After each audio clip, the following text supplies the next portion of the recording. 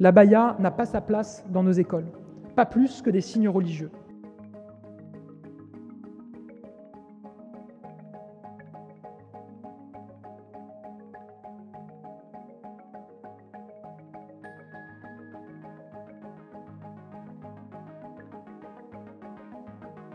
Au lycée, 1h30 de mathématiques par semaine et le nouveau calendrier du bac permettront de prolonger la logique d'une école qui sécurise les savoirs et élève le niveau.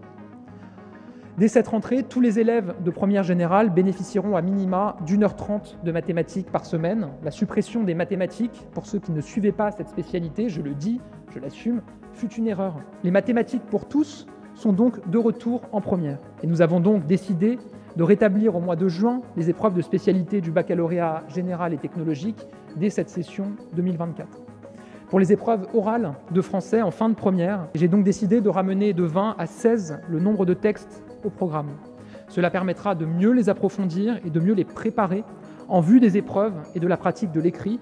Le format de l'épreuve, en revanche, ne changera pas. 100% des classes de grande section CP et CE1 seront plafonnées à 24 élèves. Et pour cette rentrée, nous donnerons la priorité à la lecture. Il y a urgence. 26% des élèves avaient des difficultés de lecture à mi-CP. Chaque jour, et c'est une nouveauté, 2 heures seront consacrées à l'apprentissage et la pratique de la lecture. C'est là aussi une base indispensable à l'acquisition des savoirs fondamentaux. Nous devons évaluer plus et évaluer mieux. C'est la raison pour laquelle nous allons instaurer cette année de nouvelles évaluations nationales en CM1, en plus de celles qui existent en CP, en mi-CP et en CE1. L'abaya n'a pas sa place dans nos écoles, pas plus que des signes religieux. Au fond, dire cela, c'est être conforme à nos principes les plus fondamentaux de laïcité et de neutralité. Ce choix est un choix de fidélité à nos valeurs et de refus du communautarisme. L'école doit à tout prix, peut-être plus encore que n'importe quelle autre institution, être protégée du prosélytisme religieux, de tout embryon de communautarisme ou de refus de nos règles communes les plus importantes. 1 heure hebdomadaire de soutien ou d'accompagnement en français ou en mathématiques sera instaurée pour chaque élève de 6e sur la base de l'évaluation du début d'année.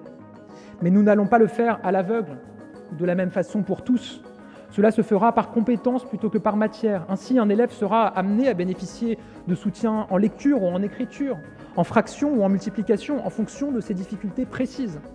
C'est une logique du sur-mesure, du cousu main autour des besoins de l'élève qui est au cœur de cette heure de soutien nouvelle que nous mettons en œuvre à partir de cette rentrée.